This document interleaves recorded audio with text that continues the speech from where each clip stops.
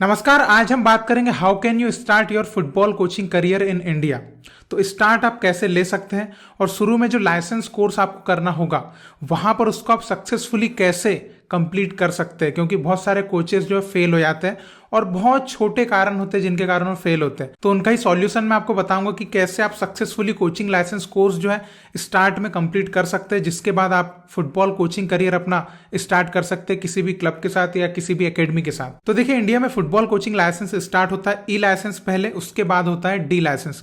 अब इन दोनों में भी बहुत डिफरेंस है। अब देखिए, अगर आप एकदम बिगिनर हो, आपको फुटबॉल का नॉलेज थोड़ा कम है, आपका ज्यादा प्लेइंग एक्सपीरियंस नहीं है, आपका फुटबॉल कोचिंग का कॉन्फिडेंस बहुत लो है, तो मैं रिकमेंड करूंगा आप स्टार्ट कीजिए कोचिंग लाइसेंस ई से, क्योंकि वो जो लाइसेंस होता है उसमें आपको सिखाया जाता है और उसमें आप फेल नहीं होते हैं। वो आपको मिलता ही मिलता है। वो एक ग्रास रूट लाइसेंस होता है और उसमें फीस भी 5,000 रुपए होती है। ज्यादा फेल पास का कोई टेंशन है नहीं। और उसके बाद आप 2-3 महीने थोड़ा सा कोचिंग एक्सपीरियंस लीजिए, उसके बाद आप देन अटेम्प्ट कीजिए डी लाइसेंस के लिए। और अगर आप ऑलरेडी फुटबॉल का अच्छा नॉलेज रखते हैं, आपका प्लेइंग एक्सपीरियंस भी अच्छा है, आपका कॉन्फिडेंस भी अच्छा है, तो आप डायरेक्टली डी लाइसेंस के लिए जा सकते हैं। और कोई प्लेयर अचानक से डी लाइसेंस करना चाहता है तो आई विल रिकमेंड कि थोड़ा सा 1-2 महीने आप है ना कोचिंग एक्सपीरियंस ले लीजिए, उसके बाद आप चले जाइए, क्योंकि आपका नॉलेज तो बहुत अच्छा है, आपको थोड़ा सा कोचिंग एक्सपीरियंस भी मिल जाएगा। उसके बाद आप डी लाइसेंस अटेम्प्ट करने जाएंगे तो डेफिनेटली है कि आप जो है उसमें पास हो सकते हैं, क्योंकि डी लाइसेंस की फीस 12 से 15,000 की होती है। तो मेक श्योर कि आप थोड़ा सा कॉन्फिडेंस के साथ जाएं, वरना आपके पैसे वेस्ट हो जाएंगे। अब मैं आपको थोड़ा सा समझाता हूं कि डी लाइसेंस कैसे होता है और वहां पर आपको क्या चीजों पे ध्यान रखना है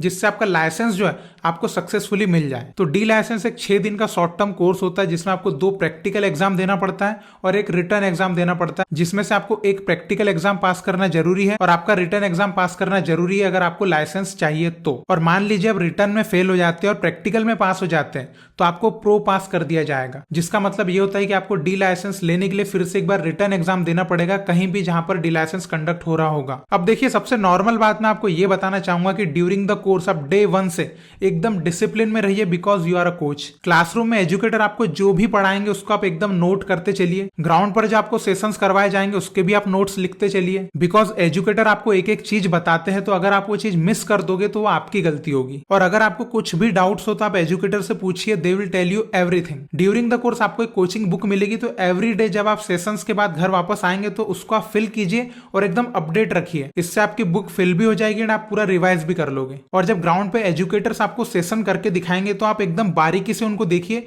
कि वो कैसे कोचिंग प्रोसेस को फॉलो कर रहे हैं, बिकॉज आपको भी सेम चीज बाद में करके दिखाना पड़ेगा। फिर एक पर्सनल सजेशन ये है कि ड्यूरिंग द कोर्स आपके साथ जो अदर कोचेस वहां पे कोर्स कर रहे होंगे उनके साथ आप बहुत अच्छा कम्युनिकेशन बनाइए, बहुत अच्छा फ्रेंडली एनवायरमेंट बनाइए, बिकॉज अगर आपको आपस में कोई डाउट्स हो तो आप एक दूसरे से पूछ पाएंगे। अब आपके जो 2 प्रैक्टिकल एग्जाम होते हैं उनमें एक होता है स्पेसिफिक ड्रिल और एक होता है स्मॉल साइड गेम। तो उसके लिए आप अपना प्रॉपर सेशन प्लान बनाइए और कॉन्फिडेंस से कोचिंग दीजिए। तो जब आप प्रैक्टिकल एग्जाम में कोचिंग दे रहे होंगे तो बाहर से एजुकेटर जो वो आप में कुछ चीजें देखते हैं, जिसमें कि आपका ऑर्गेनाइजेशन कैसा है, आपकी ऑब्जर्वेशन स्किल कैसी है, आपका कम्युनिकेशन कैसा है, आपकी लीडरशिप कैसी है, आपका पैशन कितना नजर आ रहा है, आपका मैनेजमेंट कैसा है। इन सब स्किल्स को आपके अंदर देखते हैं और बाहर से मार्क्स आपको देते हैं। So just try to make sure कि आपने जो भी सेशन बनाया है उसको आप अच्छे से एक्सप्लेन कीजिए और कॉन्फिडेंटली डिलीवर कीजिए, बस। और सबसे लास्ट में आपका रिटर्न एग्जाम होगा, तो इसके लिए आप पूरी बुक को एक बार रिवाइज कर लीजिए। जो आपने लास्ट 5 डेज में ग्राउंड पे और क्लासरूम में सीखा है वही आपको रिटर्न एग्जाम में लिखना होता है। तो रिटर्न एग्जाम तो बहुत ईजी होता है, उसमें कोई दिक्कत नहीं होती। मेन आपको आपका प्रैक्टिकल एग्जाम क्लियर करना है,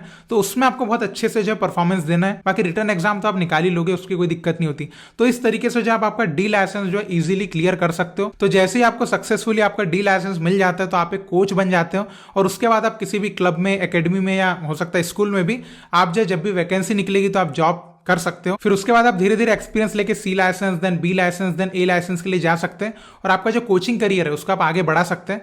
तो आई होप कि आपको इस वीडियो से थोड़ा सा नॉलेज मिला होगा। तो अगर आप कोच बनना चाहते हैं या कोचिंग करियर स्टार्ट करना चाहते हैं तो इस तरीके से जो है आप जो है प्रोसेस को फॉलो कर सकते हैं। और आई होप कि आपको थोड़ा सा है ना गाइडेंस मिल गया होगा कि कैसे आप सक्सेसफुली डी लाइसेंस को पास कर सकते हैं, क्योंकि आपका पैसा जो है वो वेस्ट ना हो। तो अगर आप एक फुटबॉल कोच बनना चाहते हैं तो आपको ऑल द बेस्ट। और इसके अलावा भी अगर आपका कोई डाउट हो तो आप नीचे कमेंट में लिख के बता सकते हैं। तो इसी तरह भारतीय फुटबॉल को सपोर्ट करते रहिए। बहुत बहुत शुक्रिया वीडियो देखने के लिए। जय हिंद, जय भारत।